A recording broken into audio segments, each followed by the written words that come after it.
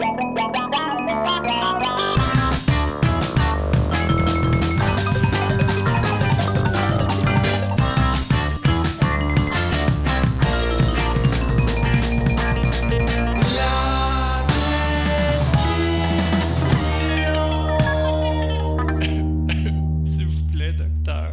le bonjour, mesdames et messieurs, et bienvenue à une autre prescription avec votre ami, Dr Fred Lambert. Si vous écoutez l'émission aujourd'hui, le jour de la sortie, eh bien, nous sommes le 3 octobre 2022 et c'est journée d'élection provinciale. Alors, j'aime bien vous imaginer dans la file en ce moment, en train encore d'hésiter pour qui vous allez voter. Et peut-être que vous écoutez l'émission beaucoup plus tard après cette élection et que vous êtes heureux des résultats pour la province ou peut-être encore furieux. Mais à toutes ces émotions contradictoires, eh bien, il y a une solution. Et certains vont peut-être dire prendre un bon verre d'alcool. Non, je dirais plutôt de prendre un morceau de chocolat, le top de la gourmandise. Et aujourd'hui, j'ai l'honneur de recevoir une spécialiste en la matière, nulle autre que Chloé Gervais-Fredette.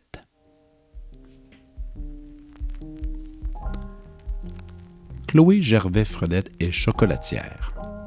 Elle est lauréate de l'édition 2022 des prestigieux lauriers de la gastronomie dans la catégorie artisane de l'année. Que ce soit au miel, au basilic ou encore à la lime, toutes les truffes de Chloé Gervais-Fredette sont préparées avec grand soin. Sa chocolaterie artisanale, ouverte depuis une quinzaine d'années sur le plateau Mont-Royal, à Montréal, est devenue un incontournable pour les personnes friandes de tablettes, bouchées et autres friandises chocolatées. Voici ma conversation avec Chloé Gervais-Fredette.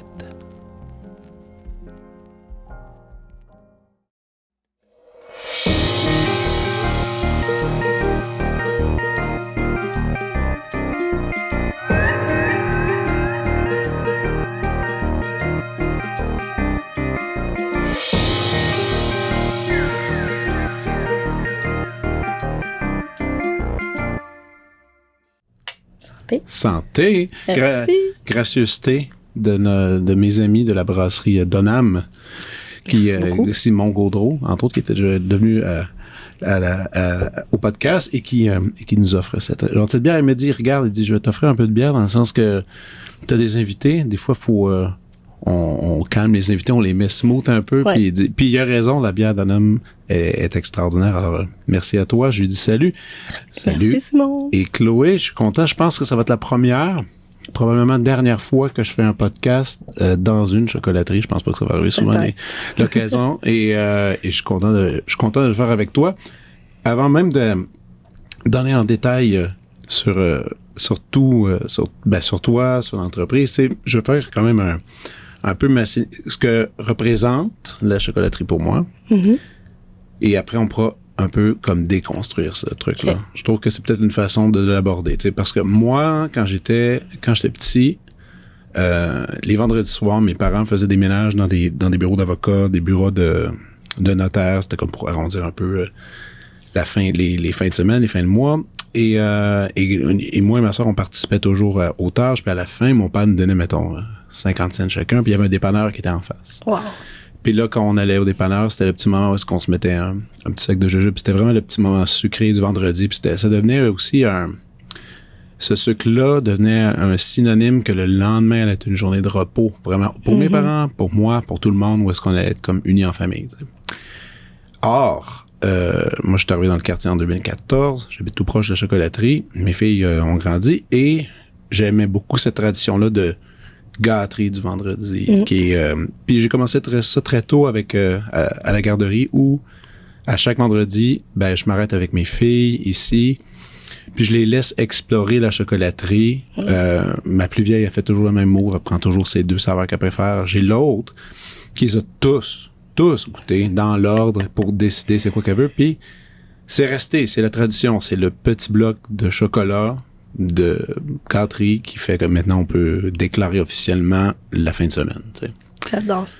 Donc ça, c'est comme ça que les chocolats de Chloé sont représentés dans ma famille. Puis je trouve ça cool, tu sais. Moi aussi. Puis maintenant que, c'est ça que ça représente pour moi. Moi, je veux savoir, pour que c'est venu, que ça s'est rendu jusqu'à moi, un chocolat de grande qualité que j'adore, moi, je veux comprendre un peu plus qui t'es. T'es quelqu'un que je côtoie à cause de ça depuis un bout. On se voit souvent, on discute d'un paquet de sujets. T'as une énergie que je trouve qui est exceptionnelle, qui est unique, vraiment, d'une positivité exemplaire que j'ai moi-même de la misère à avoir. Et là, quand je t'ai demandé pour venir au podcast, jaser ensemble comme ça, là, t'étais oui, ok. Puis je t'ai demandé une bio. J'ai pas vraiment ça, une bio.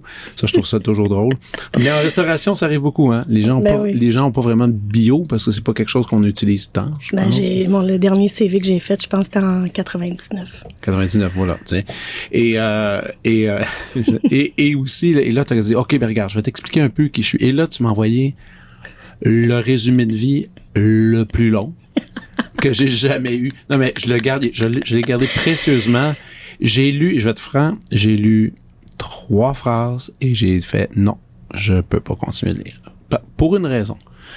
Parce que je voulais l'entendre de ta voix, tout ça. Parce que je le lisais, je t'entendais en même temps. Ouais. Puis comment c'était écrit, c'était super bien écrit. Puis j'étais, non, je peux pas me ruiner. Je veux pas trop savoir ce que je veux savoir. Toi, de ta bouche, tout ça, qu'est-ce qui se passe. Puis écoute, je sais que je vais y revenir parce que après qu'on se rencontre, je vais aller relire tout ça, puis je vais réentendre un peu notre conversation, je vais aimer ça, mais allons un peu du départ avec une question assez étrange, mais qui va nous amener sur une longue conversation. Comment on devient chocolatière? Donc, une grande question. Déjà, moi, en fait, quand j'étais enfant, je viens d'un milieu, mon père était prof de philo, ma mère travaillait en enseignement. C'était comme un peu prédéterminé que j'allais aller à l'université. Tu sais, pour mes parents, faire un bac, c'est la base. Essentiel. L'essentiel et le début. En même temps, tranquillement, ils se sont rendus compte que j'étais peut-être pas intéressée à faire un bac, mais ils m'ont quand même amené à explorer différents trucs, mais le chocolatier, là, c'était même pas une job dans ma tête. C'était même pas un travail. Mais il n'y avait pas vraiment d'exemple tant que ça non plus. Non. Parce que toi, tu viens d'où encore? Je viens de Montréal. Je suis née, j'ai vécu longtemps dans le coin de Montréal-Nord. Puis quand mes parents étaient séparés, mon père habitait au Carré-Saint-Louis, puis ma mère vivait à Montréal-Nord. Et quand tu parlais tout de suite, j'allais dans la pression universitaire, sans dire pression, mais je veux dire, pour tes parents, peut-être il y avait un peu de ça. Est-ce que tu as un frère ou sœur aussi qui était... Non, pas devant toi? Parce que des fois, c'est en plus, il y a quelqu'un devant toi qui a tracé des traces universitaires. Là, tu te sens encore plus obligé. Mais non, c'était présent de dire, bon, faut faire des études pour être quelqu'un, un peu. C'est ça, mais c'était surtout, fais ce que tu veux, mais fais minimalement un bac. Okay. Tu sais, j'aurais pu aller étudier dans n'importe quel domaine, mais c'était un peu ça la base. Donc, mais au départ, je sais même pas que ça existe. Mais moi, on fait à manger à la maison, mes 2 parents cuisinent. Ma mère a choisi ses haricots un par un pour être sûre qu'il n'y ait pas une scratch. Je veux dire, elle fait son bouillon à partir de carcasses de poulet. Tu sais, ça, pour nous, c'était... chose commune. Normal. Okay. C'était la base. Puis, tranquillement... Je fais de la cuisine avec ma mère. On fait des truffes. Des truffes? Jeune? Oui, j'avais comme 14 ans, puis j'offrais ça en cadeau à mes amis. Puis on avait commencé avec une espèce de recette de bakers dans un Madame au foyer. Là. Je pense que c'est une vraiment? pub, là. Oui, de base. Puis après, je me suis mis à m'amuser avec ça. Puis là, j'étais allée à la pâtisserie de Gascogne demander du chocolat de couverture, alors que je savais pas pantoute c'était quoi. Là, je suis tombée sur une madame qui m'a expliqué qu'il fallait tempérer le chocolat. Écoute, là, je suis fascinée. Gascogne, qui n'existe plus, hélas. À cette époque-là, nous, on allait sur la rue Boulevard Gouin. Là. C'était Boulevard... OK, il y en avait plusieurs, hein, c'est ça? Oui. Ah, OK. Moi, j'ai connu juste celui qui était sur Laurier. Oui. Non, à l'époque, c'était sur Gascogne. C'est là qu'on allait acheter nos petits fours de Noël. Puis tout. Wow. Que de souvenirs. Et puis, donc, toujours, je finis par m'amuser, mais c'était mon hobby. Là, j'ai 14, 15, 16 ans, 17 ans. Bon, je continue à m'amuser là-dessus. Pour le plaisir. Mais pour le plaisir, vraiment. Puis, les études, ça va pas super. Puis, à un moment donné, je décide d'arrêter. tu sais, je décide d'arrêter. T'avais commencé quelque chose? Ouf!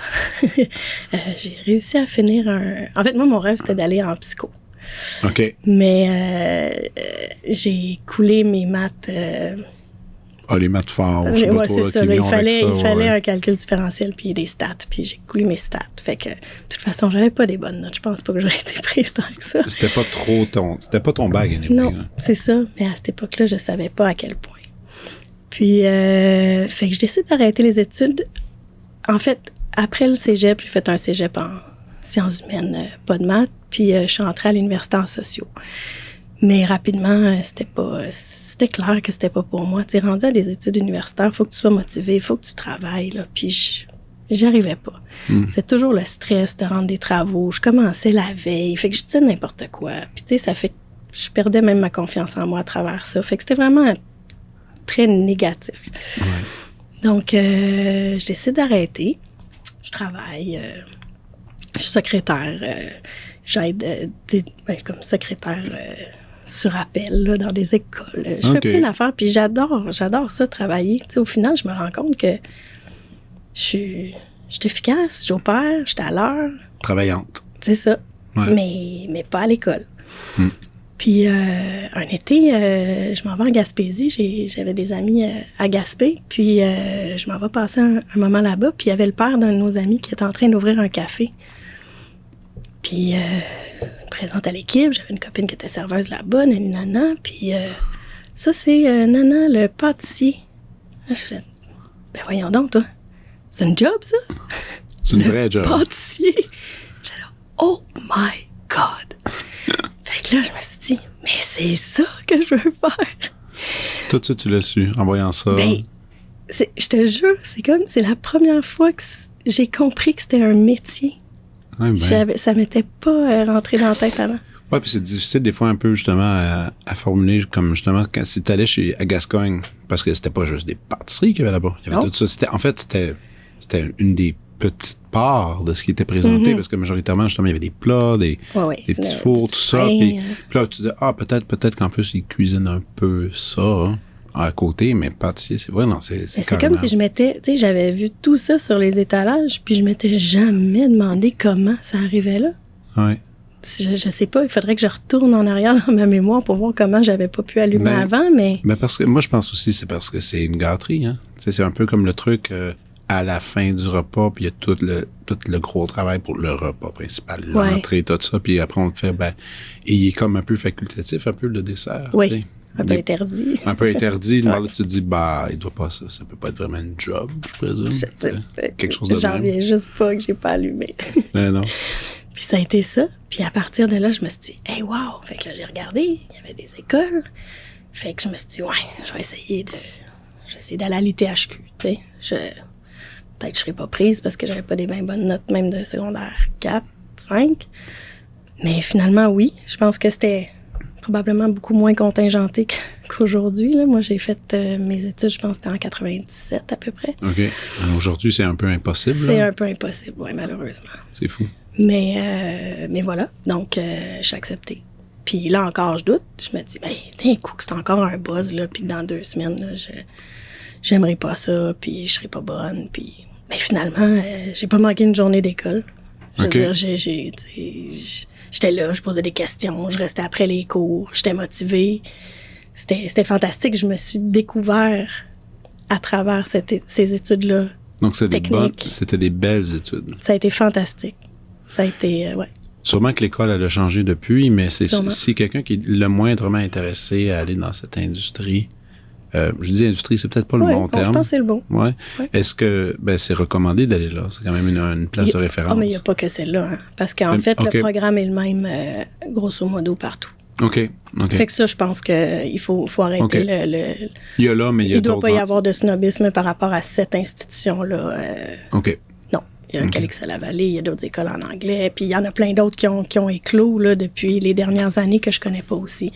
Oui, grâce avec la demande et tout ça. Avec la demande. Mais je pense que ça reste un programme qui est assez de base où on apprend, en 1 an et demi, on fait de la boulangerie, de la viennoiserie, des tartes, du chocolat, on fait plein de trucs. 1 an et demi, la formation? C'est ça, c'est assez bref. Ça va vite. Donc, tu sors de là, tu as une bébé base Ouais. dans plein d'affaires, mais tu sais rien. Mais, je comprends. Mais tu connais la fabrication, mais tu comprends pas non plus la fabrication de masse, puis être en groupe, puis produire à une quantité de haute qualité, mais pour plusieurs personnes et tout ça. Puis même les bases, tu sais, la technique, tu sais, ça reste, c'est un métier qui s'apprend, tu sais, oui, il faut qu'on le comprenne avec notre tête, mais c'est tes mains. C'est tes mains qui doivent apprendre, c'est ton corps qui doit apprendre comment faire quelque chose. Tu sais, puis ça, il n'y a que la pratique, il n'y a que le temps. Le temps, l'erreur. L'erreur, oui, mais la répétition. Oui. Tu sais, qui permet à ton corps d'apprendre le travail. C'est fou, hein? C'est drôle, c'était ça, la répétition. Ça ressemble au violon, peut-être? Ouais, il y a ça, mais il y a aussi... c'était quoi l'espèce de film incroyable, documentaire au Japon, une histoire de sushi. T'as-tu déjà vu ça? Oui, le rêve de dire... oui, c'est un monsieur qui a un petit stand de sushi dans un métro. 3 étoiles Michelin dans un métro, le métro de Tokyo, avec ses fils. Puis il y a l'apprenti qui vient. Puis lui, je pense que c'est juste de la pelure de concombre, je sais pas trop, pendant... Il fait faire ça pendant genre 2 ans, avant même d'avoir le droit de regarder au poisson. Tu sais. Puis il parle à un moment donné, puis c'est vraiment intéressant, il dit il faut que le geste a été tellement répété que sans y penser, sans y réfléchir, la qualité qui va sortir de ton geste est impeccable. Parfaite. Mais ça, c'est les Japonais aussi, là. Il y a vraiment, tu sais, il y a une tradition, il y a tout un savoir-faire, puis il y a une espèce de, il y a vraiment une rigueur, mais presque inhumaine, là. Oui. Mais en même temps, mais sans devenir justement maladif sur la perfection, il faut, à travers un minimum de perfection, justement avoir ce geste qui se transforme finalement en une sorte d'instinct. C'est même pas juste le geste, c'est connaître ton concombre aussi, j'ai l'impression. C'est connaître ton aliment. Parce que c'est ça, tu sais, l'aliment, il n'y a pas la même texture qu'on soit en janvier, en septembre, il n'y a pas la même quantité d'eau dedans, il n'y a pas c'est sûr là, que ça doit être aussi tout ça qui compte. Mais là, quand tu fais cette exploration-là, comme tu dis, tu touches à toutes sortes de desserts, on peut dire, comme ça, tu sais, boulangerie, bon, et là, tu termines. Et qu'est-ce qui se passe après? Tu vas le tester un peu sur les planches, comme on pourrait dire? Ouais, ben, tu sais, je pratiquais à la maison, j'aimais ça, tu sais, gâter mes amis et tout ça, mais après, ben oui, il fallait que je trouve un emploi. Ouais. Alors, il y a un prof de l'école qui dit à mon prof de chocolaterie, il dit, à tel resto, il cherche quelqu'un pour être assistant pâtissier. Parce que pour moi, c'était clair qu'en sortant de là, j'étais pas pâtissière, là. J'étais toujours en apprentissage, puis il fallait que quelqu'un continue de m'apprendre le métier dans la vraie vie. Ben oui. Donc, je me présente à ce resto-là, qui est un resto italien très chic du boulevard Saint-Laurent dans la petite Italie. Et puis, on me donne le poste. J'imagine, je ne me rappelle plus des détails, mais en bref, ouais, je fais une entrevue, puis on me dit « Oui, tu vas travailler avec le chef pâtissier. » Fait que, super. Puis je commence. Le lendemain, ou je sais pas longtemps après, jour 1, chef pâtissier montre, OK, il y a ça, tous les desserts à faire. Puis là-bas, c'était des desserts à l'assiette aussi qu'il fallait présenter dans une belle assiette avec un coulis, avec un blabla. J'avais très peu fait ça à l'école. Et puis, il montre ça. Fait que je travaille 1 ou 2 jours avec lui. 3e jour, il me dit, tu vas être seul, moi je fais les pâtes. Oh. Pardon. OK, comme juste pour aujourd'hui? Non. Dorénavant. D'accord.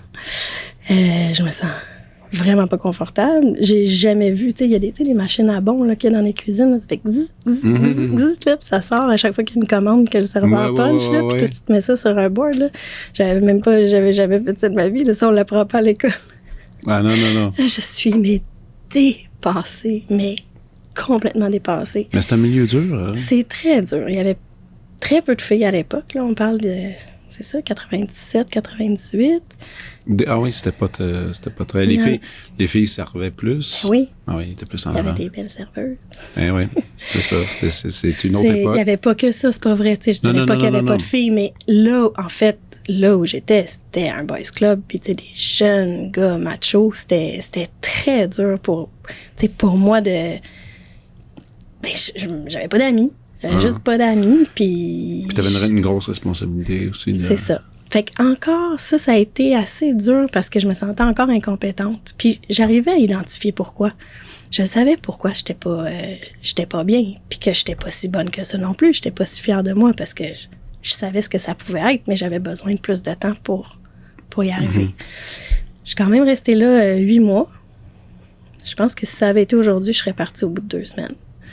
Ah oui. Mais oui, c'est ça. C'est notre fameuse époque d'avoir une bonne réputation, de bien travailler, d'être travaillant, puis de montrer. Tu sais, c'était ma première job. Il fallait que je montre ça dans mon CV, là. Non, je sais. Puis on a été élevé un peu là-dessus. Non, mais je dirais plus une culture de chérir notre job. Ben oui. Tu sais, aimer ton travail comme tu t'aimes, là. Oui. C'est même les pires jobs. Tout même donné. les pires. Tout donné, c'est ça. Puis moi, c'est pas la quantité ou la nature du travail qui me dérangeait, c'était vraiment l'ambiance. C'était vraiment toute cette pression-là. Tu sais, je gagnais 200$ par semaine en dessous de la table. Ah ouais. Puis un moment donné, mes parents, fiers syndicalistes, m'ont dit « Mais voyons donc, ça n'a aucun bon sens. Puis là, si tu te coupes, qu'est-ce qui va se passer? » Fait que je vais voir mon patron pour lui dire « Bonjour, patron. Est-ce que je pourrais être déclarée? » Il m'a regardé, il dit « C'est ton problème, tu vas juste faire moins d'argent. » OK. Fait que la semaine d'après, j'ai eu droit à une paye déclarée de 250$. OK. Intéressant. Très intéressant. Y en a-tu encore, tu penses, qui fonctionnent de même? De moins en moins. De moins en moins, j'espère. Ouais. C'était une pratique. Écoute, j'ai travaillé aussi dans la restauration. J'ai connu ça. C'est fascinant. C'est gratter des scènes. Puis à cette époque-là, c'était même pas... Puis c'était ça que je disais au monde autour de moi qui connaissait pas ce milieu-là. Je disais, c'est normal. C'est normal. C'est de même que ça se passe. Fait que à travers ça, donc, je suis partie de là. Après, j'ai travaillé pour un traiteur chez qui ça a été fantastique à ce moment-là. Mais là, on faisait des grosses journées. On savait quand on commençait, on savait pas quand on finissait parce que quand on avait fini la pâtisserie, on allait aider les collègues. Fait que j'avais des collègues à côté de moi qui m'ont appris à ficeler des rôtis. Tout le monde aidait tout le monde. L'ambiance était fantastique. Ça, c'était super. Mais ça, les services de traiteur, c'est un autre univers. C'est complètement différent. Ça aussi, j'ai fait de la plonge dans le service de traiteur. Puis quand tu avais fini ta plonge, tu avais 2 secondes. Tu vas éplucher chef. OK, bien, attends, tu vas te montrer comment monter une assiette. OK, il y a un banquet en bas, tu vas t'occuper. Écoute, c'était... Moi, la vibe, l'énergie, l'hystérie un peu. Il y avait de l'hystérie là-dedans. Ben oui. Dans les cuisines où est-ce que tu faisais 40 heures en... écoute, c'était 3 jours, là. Vraiment, là. J'adorais ça. J'adorais le thrill. Une adrénaline. Non, c'était fou. Puis ce sentiment-là de travail accompli à la fin d'une journée, t'es claqué, t'as eu chaud, tu pues, tu bois ta bière, t'es comme « Yes, gang! » On y est arrivé. Non, écoute, un été, je m'en souviens en particulier, là, j'ai jamais autant travaillé. Puis, tu sais, c'était aux petites heures du matin. Mais c'était, comme tu dis, il y avait une satisfaction d'accomplir une tâche précise. C'est niaiseux, hein? Peut-être des fois, c'est comme quand c'est précis, mais tu le sais que tu t'as fait qu'est-ce qu'il fallait faire, t'as pas changé le monde. Non, mais... Puis l'épuisement est satisfaisant. Je sais pas, c'est très bizarre. Ouais, mais moi, j'ai encore cette satisfaction-là. Tu sais, je te dirais, dans le temps des fêtes, là, quand on est dans le jus, là, puis... mais si le temps des fêtes, je comprends à même la pas. fin de la journée, on est comme « Yes! Yes! » On les a eus. On l'a fait! Donc, tu as été dans ce service de traiteur-là, tu as continué. Ouais. Ça, c'était cool, c'était positif. Ensuite, j'ai travaillé dans une petite chocolaterie artisanale sur le plateau. J'adorais. Il y avait la cuisine, il y avait la boutique qui était juste devant. C'était le lien avec les clients, faire la prod. Un peu à l'image d'ici, en fait. Oui. Okay. C'était une des premières petites chocolateries artisanales. Là, je me suis dit, wow, ça, j'aime ça. J'aimais ce beat-là. On écoutait de la musique, on écoutait la radio. Bon, ça, c'était vraiment, ça me plaisait bien. Ça s'est pas très bien fini. je pense que j'étais pas très contente de mes conditions de travail, puis je l'ai adressé, puis le patron m'a laissé partir. Fait que ça a été ça.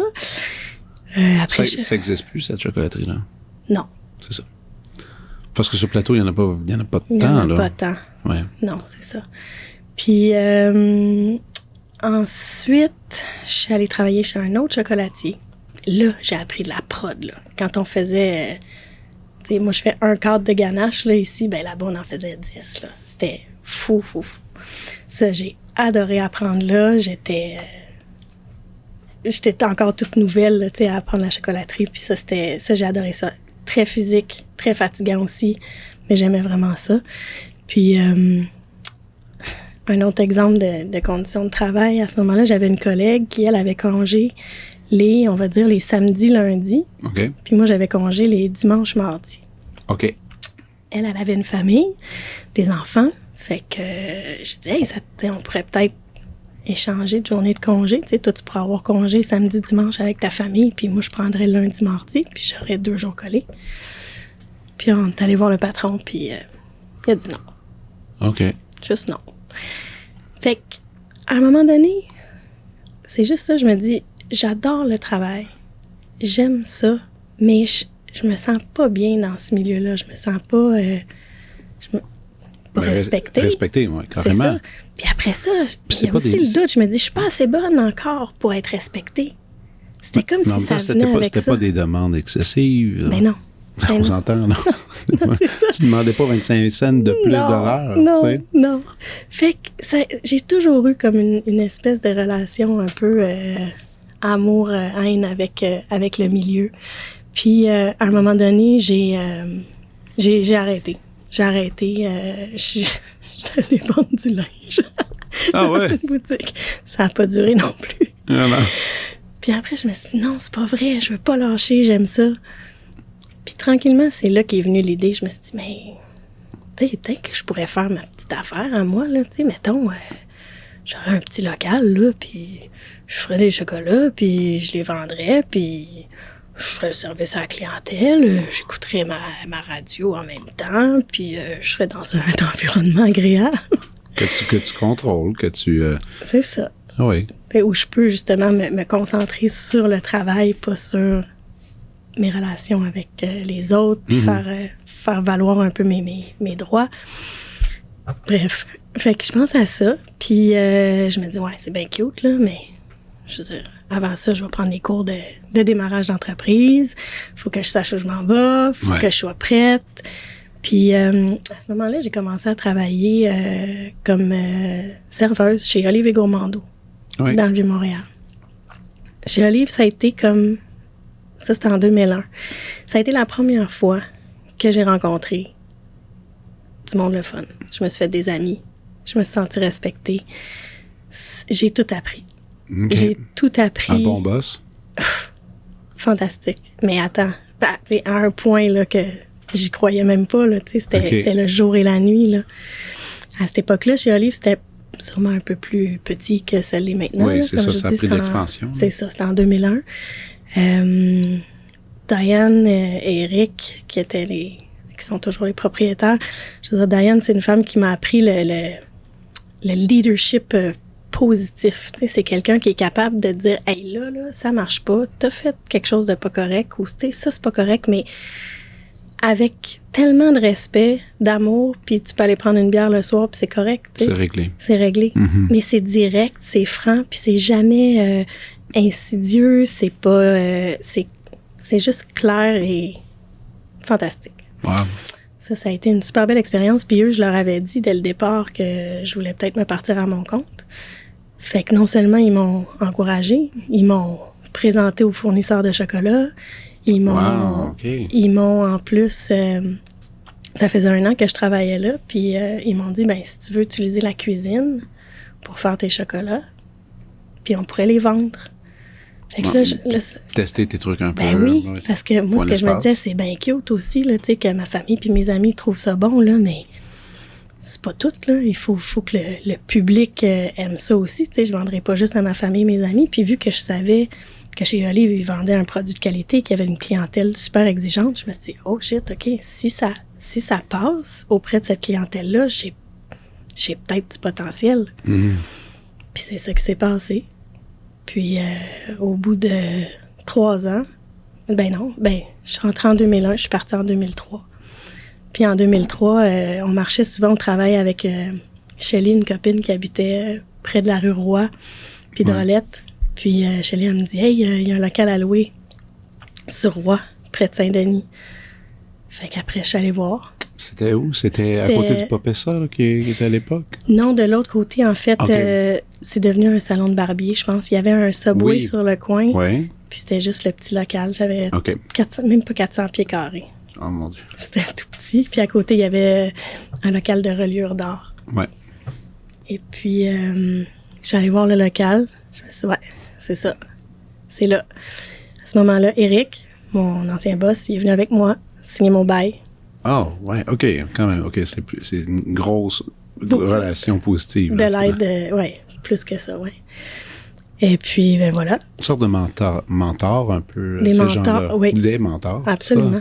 Absolument, à plein de niveaux, tu sais. Shelley m'a aidé à faire la comptabilité parce que pendant les années où je vendais mes chocolats chez Olive, je m'étais quand même enregistrée, tu sais, je m'étais enregistrée en compagnie. Fait que là, je faisais de ma TPS-TVQ, j'essayais de gérer, tu sais, mes affaires comme si c'était un bébé entreprise, tu sais. Je faisais la même chose que j'allais faire plus tard, c'était comme pour me pratiquer, mais oui. C'était vraiment ça. Ben oui. Puis à travers ça encore, j'avais vraiment du plaisir, du stress, mais vraiment beaucoup de plaisir. Puis voilà. Fait qu'en 2003, j'ai ouvert la chocolaterie sur Roy.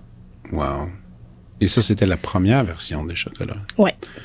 Et t'as déménagé par après, parce que là, en ce moment, on est... sur la rue du Lutte. Sur la rue du Lutte, presque au coin de Saint-Hubert, on peut dire. L'adresse, disons-la, on pourrait la dire ouvertement. 546. 546. Dis le test. There you go. Et finalement, tu t'es retrouvé ici, mais ici, c'était quelle année? 2008. 2008. Super. J'ai laissé savoir autour de moi des clients puis du monde qui habitait dans le coin de la chocolaterie sur Roy que je cherchais un local plus grand. Mon bail se terminait, puis le local, il tombe en ruine là, à chaque janvier. Les tuyaux pétaient. Il y avait un junkie qui dormait sur le toit. Ah ouais, t'avais le droit à tout. Et puis, c'est Mustapha, qui était le propriétaire du resto La Colombe, qui était juste sur le coin ici, qui a su que je cherchais quelque chose. Puis lui, il venait de racheter le bloc. OK. Et puis il m'a dit, tu viendras voir si ça t'intéresse. C'est encore lui le propriétaire? Non. Non, c'est plus lui maintenant. OK. Non. OK.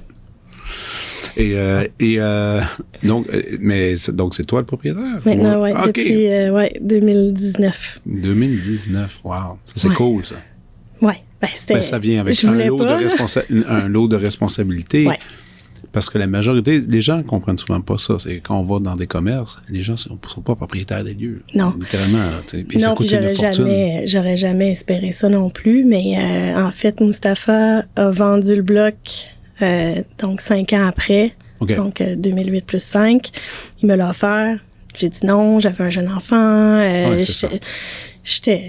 Non, ça marchait pas. Il l'a vendu à quelqu'un d'autre qui, lui, l'a revendu 5 ans après, me l'a offert encore, j'étais pas prête à avoir. Parce que, tu sais, pour moi, j'essaie de calculer ma vie comme la quantité de facteurs de chaos que je suis capable d'endurer. Tu sais, je me dis, si tout va mal en même temps, tu sais, si toutes mes responsabilités, à tous les niveaux, tu sais, on va dire ma famille, tu sais, mettons, ton petit a la gastro, ton père est à l'hôpital, les tuyaux pètent à la maison, un moment donné, là...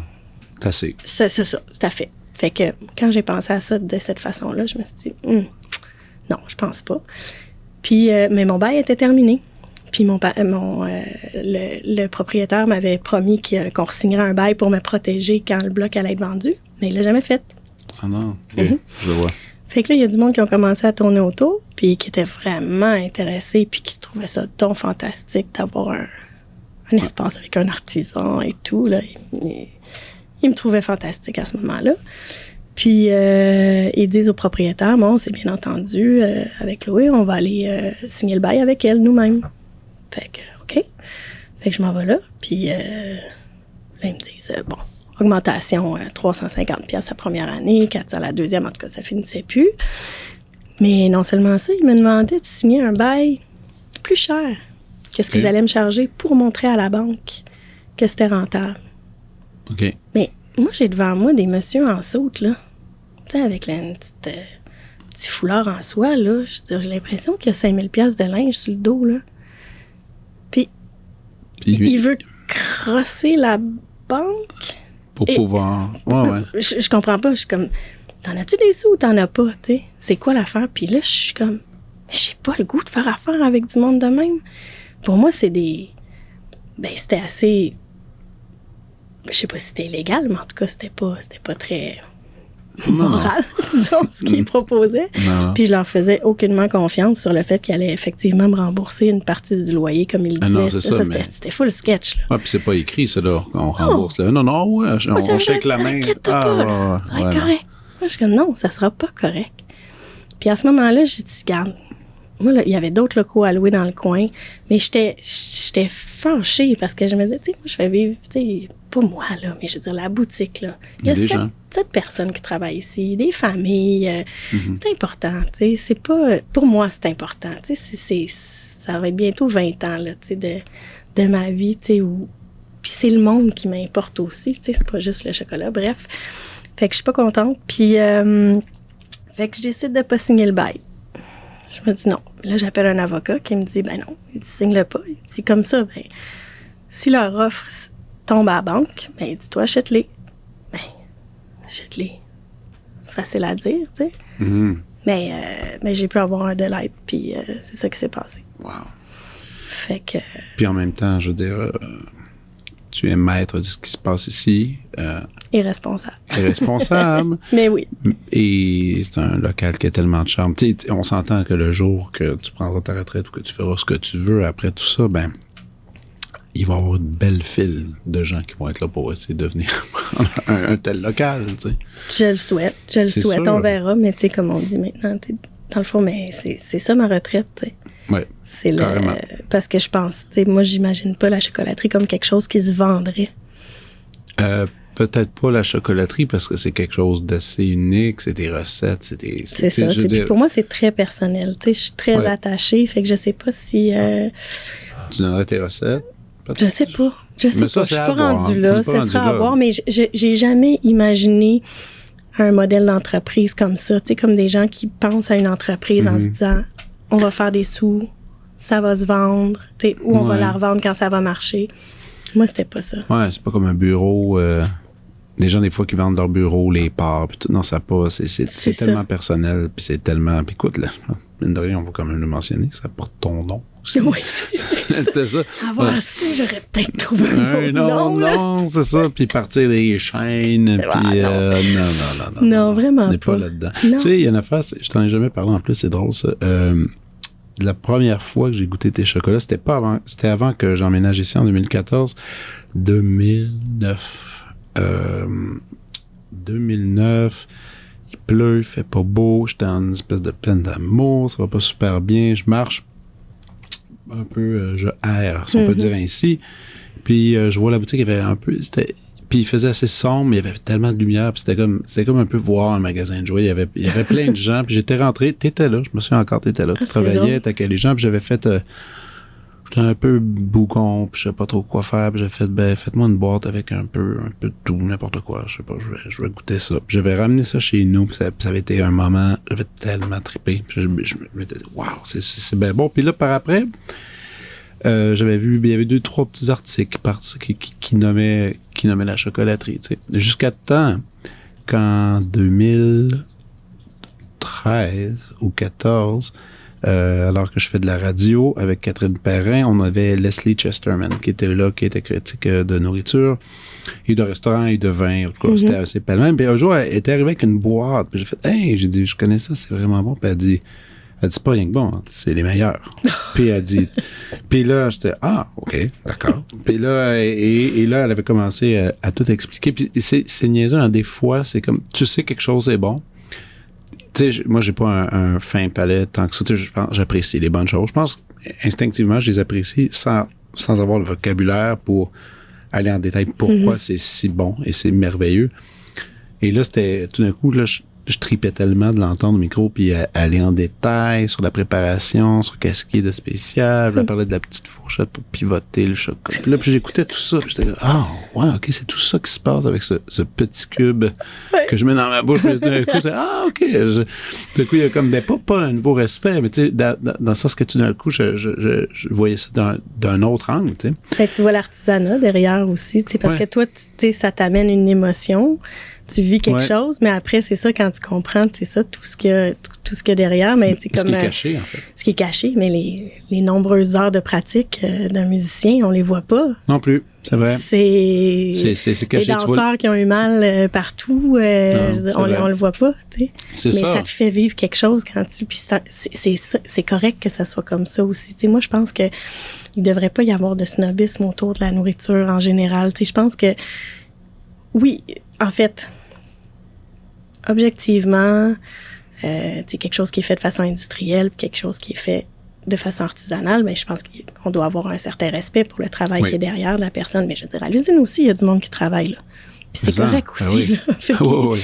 J'aime pas qu'on voit les choses de voir l'artisanat puis le travail industriel comme en opposition. Ah, mais c'est vrai, non. Ça, je veux pas. Puis c'est comme les gens qui viennent ici, qui me disent je ne mange que du chocolat noir à 90%. Je suis ben content pour toi, mais tu sais, t'es pas meilleur que la personne qui tripe sur le chocolat au lait, là. Non. Moi, j'aime que les gens ils se sentent à l'aise quand ils viennent chez nous. Tu sais, je veux pas que ce soit un endroit non plus juste pour les connaisseurs. Quelqu'un qui arrive avec Kexen, qui a pas de budget, j'ai le goût d'essayer ça, ben, tant qu'à moi, cette personne-là, elle mérite absolument le même accueil que quelqu'un qui vient dépenser 200$. Ah oui. Mais il y a quelque chose que, je l'ai noté. Écoute, je vais faire un drôle parallèle, tu vas dire vraiment, mais je vais quand même le faire, mais on parle pas pantoute des mêmes choses, là. C'est pas le même produit, mais il y a une similitude pour ça entre les chocolats Chloé puis Schwartz. Je m'explique. Chez Schwartz, quand même, c'est quand même un des seuls lieux dans le monde, je pense, où tu peux vraiment manger un sandwich, des frites, un cornichon, puis une liqueur et pas d'alcool, assis à côté d'un millionnaire, puis quelqu'un qui fait 20 000 par an. Oui, exact. Peuvent partager le même lieu et triper au même niveau. Oui. Et être servi de la même façon. Oui, puis ça, faut leur donner. Qu'on aime ou qu'on n'aime pas Schwartz, peu importe. C'est pas de ça qu'on parle. C'est pas de ça qu'on parle. Eux autres vont te traiter de la même façon. Absolument. Puis ça, c'est cool. Puis ça, j'ai toujours respecté cet endroit-là pour ça. Ici, même chose. Avec le nombre de fois que j'ai visité ici, je l'ai vu. Et toi, écoute, tu dois avoir des histoires encore plus merveilleuses que moi. Mais pour l'avoir vu moi-même, des gens de toutes sortes qui se présentent ici, là, de toutes les classes sociales que tu peux imaginer. Tous les âges, mais moi, ce qui me fascine en plus, tu sais, dans le travail, c'est non seulement on leur vend un produit, mais les gens, ils se livrent aussi, tu sais, ils nous parlent de ce qu'ils vivent, ils nous disent mais je viens chercher, ça c'est une boîte de chocolat, c'est mieux pas de noix parce que c'est pour une dame très âgée, on fête ses 99 ans, blablabla, puis là ils nous racontent, puis c'est toutes ces tranches de vie-là, tu sais, moi j'ai un autre exemple, quand j'étais sur la rue Roy, un petit garçon qui passait tous les matins, il avait 2-3 ans, puis là, il cognait à la fenêtre, puis il me faisait un tata dans la fenêtre. Puis tranquillement, il s'est déjeuné, puis là, tranquillement, il est rentré avec son papa ou avec sa maman. Tu l'as vu grandir. Je l'ai vu grandir, puis après, cette famille-là a déménagé. Puis il y a quelques années, un grand bonhomme qui rentre dans la chocolaterie, il doit avoir je sais pas, peut-être 17. Puis il me dit, c'est moi, ton premier client, parce que c'était effectivement son papa et lui qui étaient venus acheter des chocolats pour la maman qui venait d'accoucher de sa petite sœur. C'est fou, ça. C'est fun. Moi, ça m'émeut, là. C'est des souvenirs. C'est ça le travail, tu sais. C'est ça la récompense aussi, là. Tu sais, oui, c'est le fun de gagner sa vie, mais tout ça, tu sais, que j'avais pas trouvé. Tu sais, tout à l'heure, on parlait des conditions plus difficiles du milieu de la restauration puis de mes premiers jobs. Moi, aujourd'hui, je me tanne pas de ça. Chaque jour, je suis contente de rencontrer ce monde-là puis de c'est ça, d'être là pour eux autres. Puis il y en a aussi des malcommodes, puis des gens désagréables, ça existe. On s'entend, il y a de tout. Oui, il y a du monde qui cherche le trouble, là. C'est fantastique. Les autres sont stressés. Mais oui, mais c'est ça aussi. Faire du service à la clientèle, ça prend du love. C'est pas une job, c'est une vocation. Pour moi, c'est ça. Les gens, chaque personne qui rentre, moi, je me dis, ils vont ressortir avec un sourire. Puis sinon, tant pis pour eux autres, c'est que ça va vraiment pas bien. Mais, parce qu'on le sait pas, quelqu'un qui rentre avec une face de bœuf, là, peut-être qu'il vient de perdre sa mère, peut-être qu'il vient de se faire mettre ça dehors. Je veux dire, qu'est-ce qu'on en sait? Ou peut-être qu'il est juste dans l'une, peut-être qu'il est juste dans sa tête. Il faut arrêter de...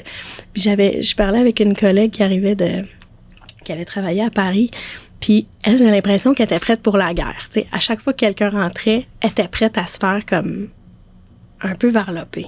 OK. Là, j'ai dit, puis pour être allée à Paris, j'ai compris un peu le genre de clientèle à laquelle elle pouvait avoir fait affaire. J'ai dit non. J'ai dit, ici, là, tu prends pour acquis que la personne qui rentre te veut du bien, est contente et gentille. Si ça va pas, par exemple, si la personne est désagréable, t'as carte blanche, il y a personne qui a d'affaire à manquer de respect. Mais pars du principe que le monde est bon. Mais il y a aussi, ça revient encore à la gâterie, c'est que quand les gens viennent ici, c'est pour se faire plaisir, tu sais. Ou pour faire plaisir à quelqu'un. À quelqu'un, oui. Tu sais, il y a pas... il y a tout ce concept-là encore qu'il vient pas se nourrir. Il n'y a pas besoin d'un steak. C'est un petit luxe, c'est un petit moment. Oui. Peu importe le degré que ça représente. Oui. Mais donc, c'est vrai que le taux de chance que quelqu'un soit de bonne humeur est quand même plus élevé que d'autres endroits. Oui, que chez le dentiste, mettons. On est d'accord. Ah, oui. Ça, c'est quand même cool. T'sais. Absolument. Tu disais que tu as 7 employés pour faire rouler tout ça, toute la machine. Ça fait longtemps que j'ai pas vu ta mère. Est-ce que ta mère, des fois, vient encore? Pas trop. Elle m'aide à faire des courses. Ah ouais, moi j'adorais jaser avec ta mère à la caisse. Écoute, oui. Mais elle est occupée, elle a sa vie. Elle a sa vie, mais en fait, je te dirais que pour notre relation, c'est mieux qu'on travaille pas ensemble. Écoutez, vous vous ressemblez un petit peu, d'abord peut-être que je comprends que des fois, les énergies peuvent se frotter un peu. Ça se peut, c'est correct. Mais, puis là, parlons de chocolat un peu. Tu t'installes, tu pars à la chocolaterie. Est-ce que, depuis que je viens, j'ai vu, il y a eu des innovations. Il y a des petits trucs qui sont arrivés. Il y a eu l'été, les pops qui sont arrivés. La crème glacée, ça, c'est un autre sujet qu'on va même parler parce que ça, mes enfants ne jurent que par cette crème glacée et par les sorbets, dont ils sont maladivement dépendants. C'est chouette. On a une capote là-dessus. Et qui ont été... Et ça fait pas si longtemps, c'est assez récent. Mais les recettes de chocolat, est-ce que... Parce que moi, je suis un peu traditionnel dans mon truc, je prends toujours les mêmes choses, mais est-ce que tu es constamment en train d'essayer quelque chose de nouveau ou justement tu trouves que tu as eu ton modèle de base qui est très solide, tu essaies de garder la qualité? C'est un peu comment tu l'approches ton travail. En fait, on va parler du travail tel quel. Là. C'est une bonne question. En fait, point de vue de qualité, ça changera pas. Ça, il y en a pas question dans le sens où, je vais toujours utiliser le même chocolat de base, travailler de façon, pour que les produits soient tout le temps les plus frais possibles. Ça c'est super important pour moi. Il y a des gens qui vont congeler, il y a des façons, de contourner un peu pour produire de façon un peu plus efficace, mais moi, je vais pas là. Okay. Ça va rester comme ça. Ensuite, des nouveaux produits. Ce qui est, surtout, je te dirais, depuis les dernières années particulièrement, ce que je trouve difficile, c'est quand, là, on a à peu près 25 sortes de chocolats différents de ganache, plus une dizaine de snacks, là, les tortellines, les Monsieur Croquant, bon, tout ça. Plus des tablettes. Quand on en enlève un, il y a du monde qui sont pas contents. Fait que des fois, c'est dur, d'enlever des affaires, mais à un moment donné, en rajouter, c'est juste plus possible. On n'a plus de place là, pour rajouter tant que ça des nouveaux. Fait qu'à chaque fois, si j'amène quelque chose de nouveau, il faut que j'en enlève un autre. Puis ça, des fois, je trouve pas ça évident. Puis le fait d'avoir à gérer tous les aspects la chocolaterie, autant l'entretien, la comptabilité, la gestion du personnel, tout ça, ça fait que je t'avoue que mon esprit créatif est pas il est pas en ébullition tant que ça. Ça, je trouve ça dur. Ouais, ça, je m'ennuie. J'ai pas le temps de tester des affaires tant que ça. Pour tester, c'est quoi qu'il faut? C'est du temps? Ben oui, c'est du temps parce que le premier essai, la première fois, j'ai fait un chocolat au poivre. J'avais essayé une espèce de poivre long. La première ganache que j'ai faite, je suis rentrée dans la boutique, ça sentait les pieds, puis je pensais que j'avais juste mal lavé la mop, là. C'était dégueulasse. Ah, mon Dieu, c'est comme, voyons donc! Ça oublie ça, là. Fait que ça, c'est ciao, bye, là. Ça s'en va dans les poubelles, là. Ça se passera pas. Fait que, tu sais, t'essayes une autre affaire, t'essayes d'autres trucs. Tu sais, des fois, on imagine quelque chose va réagir d'une façon, puis c'est pas comme ça que ça se passe. Il y a juste dans le concret, là, que ça peut se tester. Fait que, mais ça, c'est quelque chose qui me manque, puis ouais. Mais c'est un rendez-vous. Un jour, tu vas peut-être avoir le temps, justement, de t'amuser puis d'aller voir. Mais en même temps, vous êtes quand même pas mal de variétés, on peut quand même le dire. Là. Il y en a beaucoup, mais toutes ces variétés de base qui sont là présentes, elles ont toutes été créées en peu de temps ou c'était... Ben, tranquillement, en fait. À la première, en 2003, j'avais 6 sortes. Okay. En café, framboise, là, tu sais, des classiques. Mm-hmm. Ensuite, tranquillement, j'en ai amené d'autres à 12. Puis après, ouais, mais c'est quoi ça a évolué comme ça. Une drôle de question, sûrement que tu n'auras pas la réponse. T'en as-tu un que tu préfères? Non.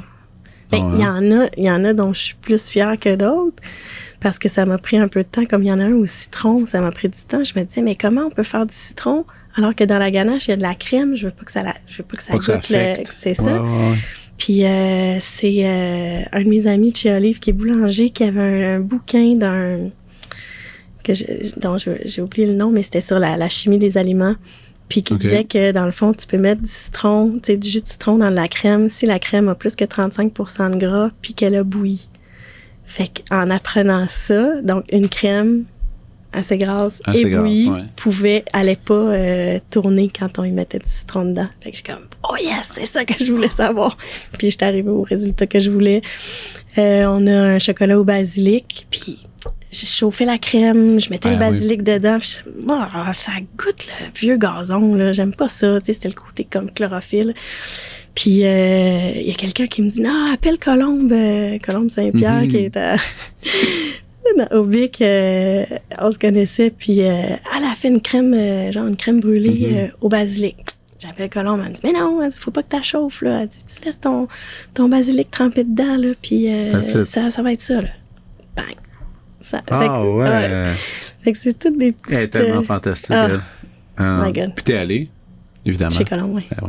Ça n'a pas de bon sens.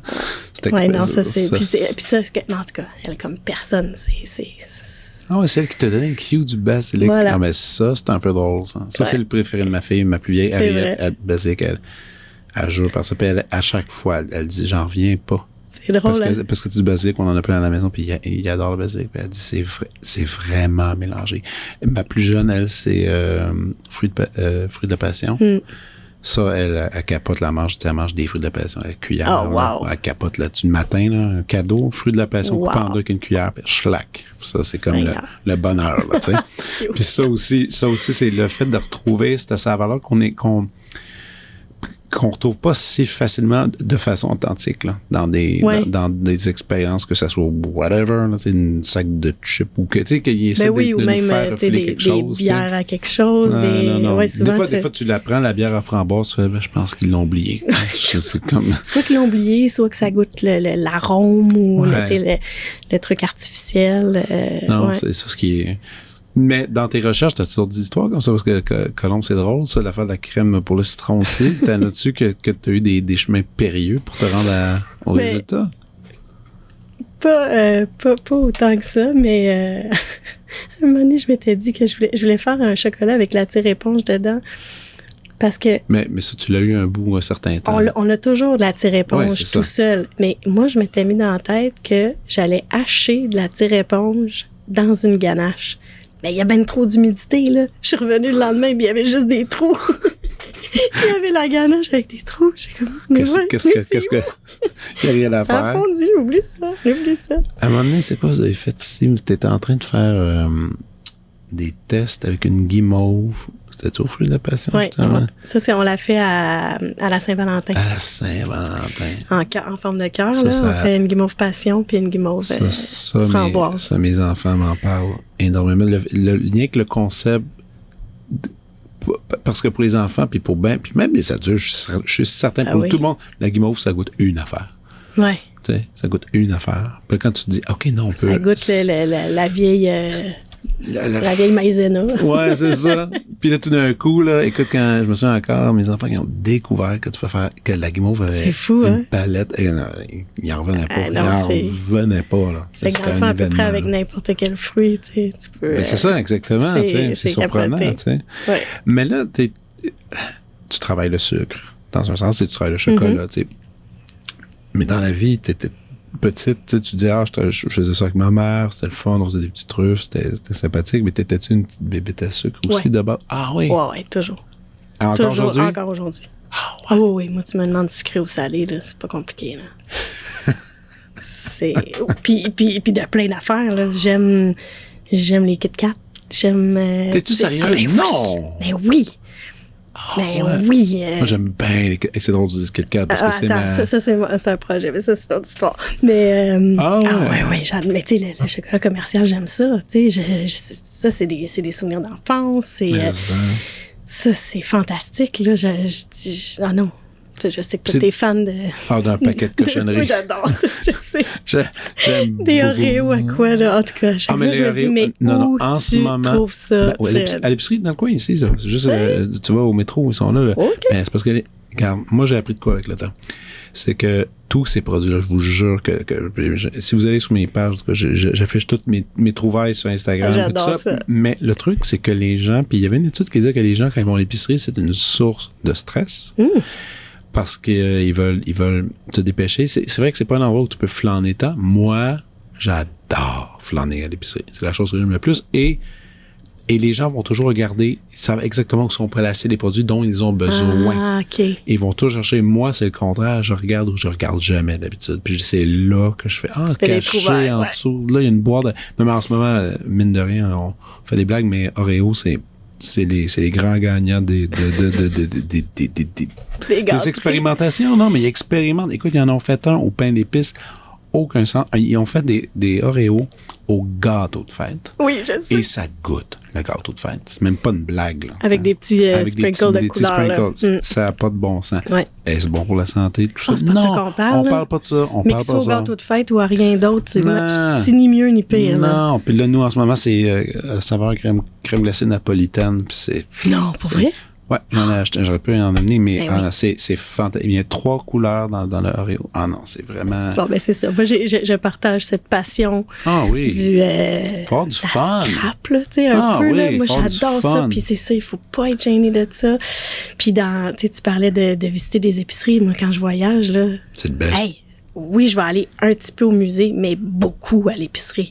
Ben oui. Je capote sur les épiceries. Puis voir ce qui se passe, tu sais. C'est bête comme ça, tu sais. Puis t'as raison, c'est ça, quand tu voyages, c'est quand même l'expérience est là. C'est là que les gens vont pour s'en nourrir. Qu'est-ce qu'ils font exactement avec ça, tu sais. Non, c'est tellement... Les épices, tout. Mais tu cuisines, tu cuisines évidemment des desserts dans un sens. Je travaille ici à la maison. Tu cuisines-tu beaucoup? Pas tant. En ce moment, pas beaucoup. Pas tant que ça.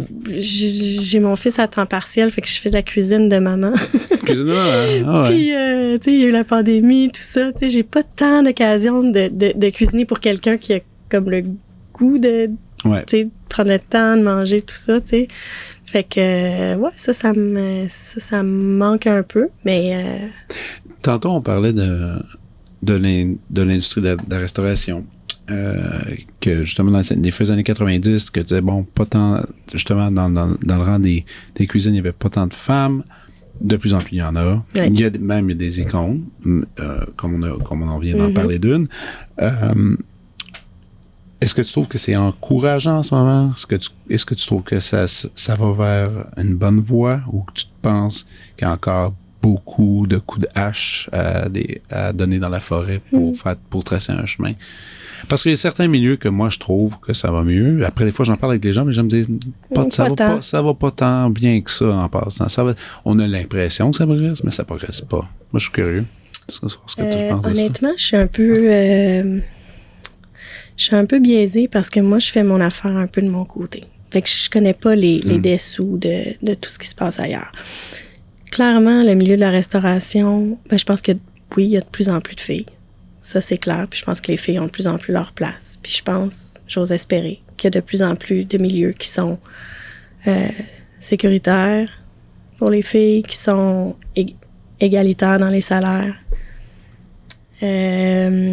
Ensuite, le milieu de la restauration, ça reste un milieu pas facile. Il y a toute la question des pourboires qui n'est pas encore réglée entre les cuisines, la salle. Je pense qu'il y a encore beaucoup de travail à faire. C'est vrai, ça. Mais ça avance parce que là, on commence à en parler. Il y a certains restaurateurs qui ont imposé de partager des pourboires entre la cuisine et la salle pour qu'il y ait moins d'iniquité dans les salaires. Ce qui est tout à fait... En tout cas, personnellement, je suis un peu de l'équipe c'est la base, de ça. Là, mais c'est même pas légal. Qu'est-ce que tu veux dire? Là, si j'ai bien compris, un serveur n'a pas à partager le pourboire qu'il fait. OK. Donc, pourrait...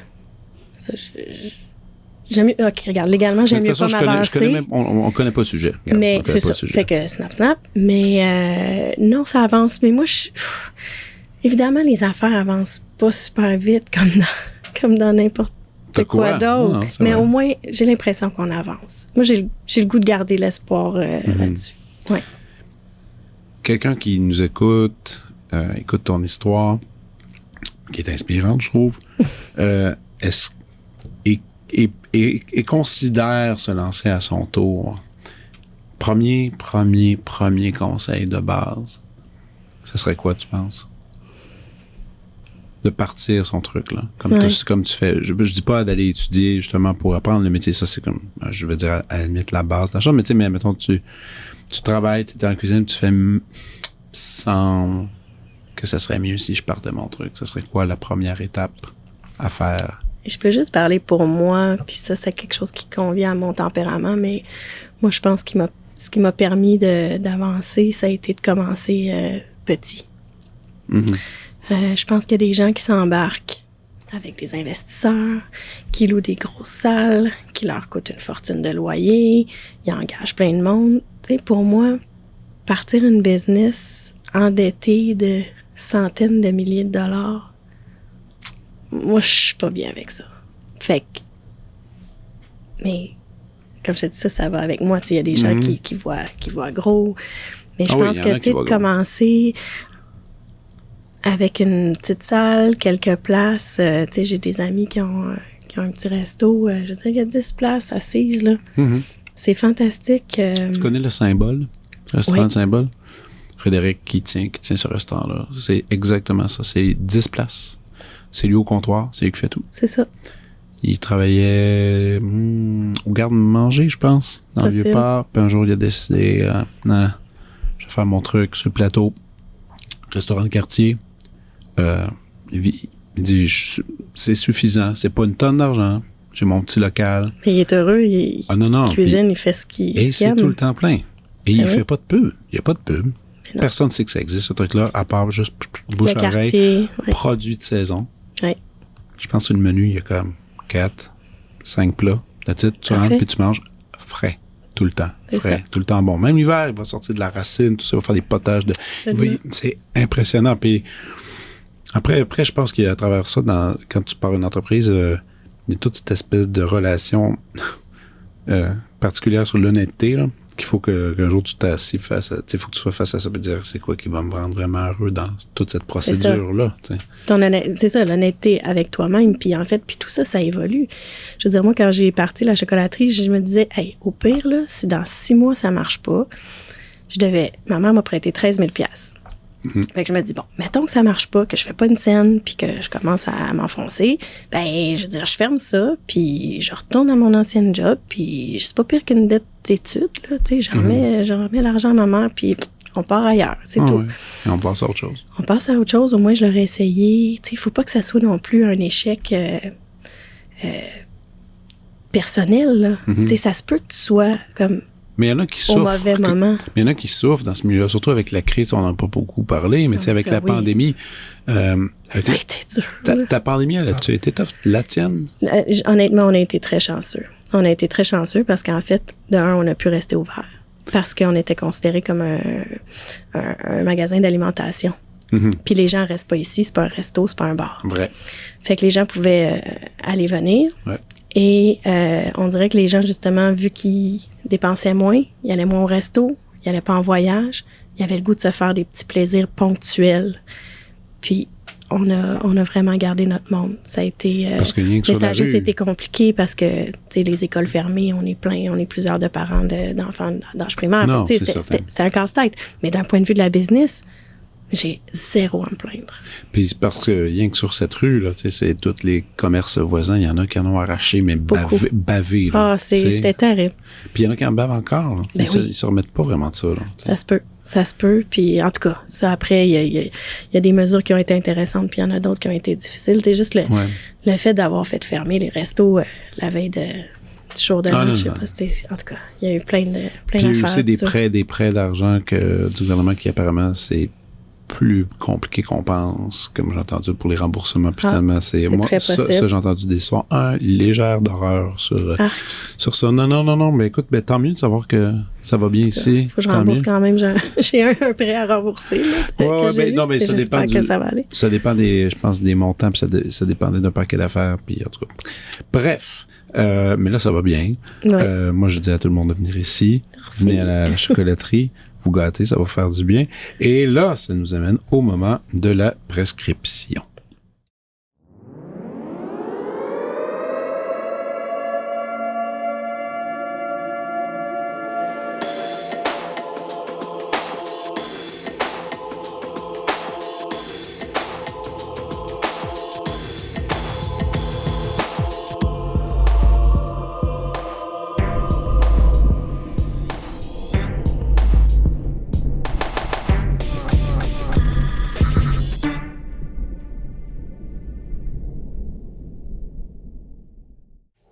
Alors, Chloé, on repart avec cette liste dont je suis, ma foi, extrêmement curieux. Alors, vas-y, je t'écoute. On y va qu'une première. Alors, premier resto. Oh, hey, et voilà. Surpris? Non, mais écoute, ça aurait peut-être pas, je sais pas à quoi m'attendre avec toi aujourd'hui. Tu sais, il y a des gens, il y a des copains que je sais là, qu'est-ce qu'ils vont faire, ils vont parler de. Déjà, je vois ça venir de loin. Je connais un peu tes goûts en général, puis je sais que t'es ouvert sur un paquet de trucs, mais le resto, j'en ai aucune idée. Fait que c'est deux, en fait. Donc, un resto, mais tout à l'heure, je parlais d'amis qui ont un resto qui a à peu près 10 places. Ça s'appelle Noren. N-O-R-E-N. C'est un resto japonais sur la rue Rachel. OK. Côté nord de Rachel, près de Saint-Urbain. Tout petit en face de l'église portugaise. Là. C'est fantastique. Je jogue devant tous les matins. Il faut dire que je regarde pas e-commerce en courant. Puis il doit pas être ouvert si tôt, là, mais tu regardes. OK. Donc, un couple, Élise et Idé, qui, elle est québécoise, lui est japonais. Puis, ils ont ce petit resto-là qui est hallucinant. Plats plus traditionnels. Des plats traditionnels, il y a un plat de la semaine, un plat du jour, ils sont ouverts le midi, certaines spécialités japonaises qu'ils ont toujours, mais il faut s'informer, des bons sakés, des whisky. OK, donc il y a de l'alcool aussi qu'on peut consommer sur place. Oui, absolument. Sûrement réservé pour aller là. Sûrement. Je sais même pas s'ils prennent les réservations. Je pense qu'ils ne prennent pas les réservations. C'est encore plus cool, je trouve. Fait que, c'est ça. C'est sûr que l'hiver, mais tu rentres là-dedans, c'est chaleureux, tout le monde s'entend parler, c'est fantastique. Puis ça fait longtemps qu'ils sont là? Ça fait plusieurs années, mais je saurais pas te dire exactement combien. OK, Noren. OK. Et puis, wow! Hey, merci. Écoute, en plus, dans mon quartier, je ne suis même pas au courant. Alors, excellent. Fait que resto, sinon, podcast. OK. J'adore les podcasts. Et voilà, c'est bon. Je prends beaucoup de notes, d'ailleurs, dans le tien. Mon côté psycho-recherche et tout, un balado qui s'appelle Ear Hustle. OK. C'est en anglais.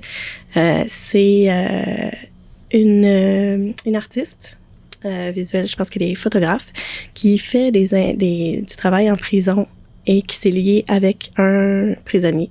OK. Et puis, ils font un podcast sur tout ce qui se passe en prison. Donc, ils ont des invités, des prisonniers. Qu'est-ce qui s'est passé? Comment tu fais pour manger? Comment t'arrives à vivre avec pas de sous? Ouais. Comment t'arrives à avoir un peu d'intimité avec ta blonde pendant les visites à... toute la réalité aux États-Unis. Dans une prison qui s'appelle San Quentin, qui est en Californie. OK. C'est fascinant, ben déjà ce monde-là, mais d'entendre les humains derrière. On parle pas des crimes. Des fois, il y en a qui sont mentionnés, on peut parler de certains détails, mais on sent qu'il n'y a pas de glorification du crime. Il y a vraiment la rencontre humaine qui me fascine. Puis il y a une rédemption aussi qui est présente, puis c'est aussi une restructuration de l'humain ouais. dans un milieu social, ma foi, c'est trouble. Puis il y en a qui sortent. Il y en a qui sortent. Ouais. Fait qu'après, on les suit à l'extérieur aussi, la prison, comment ils arrivent à se retrouver du travail, comment ils arrivent à retrouver leur famille. Mm-hmm. En tout cas, pour moi, c'est un monde fascinant qui est traité vraiment d'une façon très humaine, très, je pense, très honnête. Ear Hustle. Ouais. OK, excellent. Écoute, c'est à date deux coups que je connais pas, là. C'est bon, ça. Sinon, un compte Instagram. OK. Une amie, en fait, qui est une cliente de la Choco. J'ai des bonnes histoires. S'appelle Susan Moss. OK. Et puis, c'est une photographe. À l'époque, elle était serveuse au Beefsteak. Oui. La plupart du monde. Beefsteak, sur Saint-Laurent. Sur Saint-Laurent. Oui. Et à l'époque, j'allais au Beefsteak et cette femme m'impressionnait. Elle renait la place, là, tu sais, avec ses camisoles de Motorhead, là, je la trouvais hallucinante. J'ai jamais parlé à ce moment-là. Un moment donné, cette personne que je reconnais pas tout de suite débarque à la Choco. Elle me dit « Ah, je fais de la photo. Ça te dérange-tu si je prends... tu sais, si je tasse des petits trucs, puis je fais des petites photos. » Elle dit « Je vais te les envoyer. » Puis tout ça. Je suis comme « OK, cool. » Puis je dis hey, « Tu connais, toi? » Elle me dit « Ouais, ça doit être du beefsteak. » Je dis « Oh my God! » Tu sais, c'était comme si j'étais starstruck. Ah, ouais. Je rencontrais comme une icône, là, tu sais, de la vie nocturne. Notre âge ou plus âgé? Notre âge. OK. Ouais. OK. Puis finalement, elle s'avère à... Mais c'est une photographe hallucinante, puis elle fait beaucoup de... Elle est entre autres photographe pour Evenco. OK. Fait qu'elle photographie autant des shows, mais de façon tellement sensible, puis tellement dans le moment, beaucoup de noir et blanc. C'est vraiment... Puis comme personne, c'est quelqu'un d'unique. Et vraiment. donc, Suzanne Moss, photographie sur son compte, enfin, elle montre tout son travail, là, qu'on peut avoir accès, voir ses photos, puis ça c'est mais écoute, Instagram, moi je trippe pas, mais pour ce qui est justement de l'art visuel, c'est quand même une plateforme assez le fun, pour suivre des artistes que t'aimes, puis voir qu'est-ce qui se passe exactement. Pour la photographie particulièrement, c'est parfait. Cool. T'avais-tu d'autres choses aussi en tant qu'affaire? Si t'en as, je vois une liste au loin. Mais sois pas gêné. Si t'en as de plus, t'as le droit. Encore un autre resto, là. Vas-y. Non. Si tu veux, le monde va être content. C'est une autre amie qui s'appelle Anita Feng, qui a un traiteur. Il y a quelques places assises, mais je sais pas, parce que la dernière fois que je suis allée, on sortait de la pandémie. Fait que je sais pas si elle accueille sur place, mais il y a définitivement, c'est des trucs pour emporter, là, pour manger à la maison. Ça s'appelle J Feng. J Feng. Oui. OK. Puis Anita, c'est une femme fantastique qui fait de la cuisine sichuanaise. OK. Et puis... c'est dans quel... C'est sur... j'ai le goût de dire Beaubien. Mais on pourra mettre l'adresse. On peut-tu mettre tout ça sur le... Ouais. Je vais toutes les trouver. Comme ça, J Feng. J Feng. Parfait. Excellent. C'est super, ça. Écoute, merci tellement. Merci à toi. C'est une des listes les plus originales que j'ai pas eues depuis un bout. Donc, excellent. Je sais qu'il y en a plein qui vont l'apprécier. Alors, sur ce, merci et à bientôt. Merci. Vous venez d'écouter La Prescription avec Dr Fred Lambert. À l'animation, Frédéric Lambert.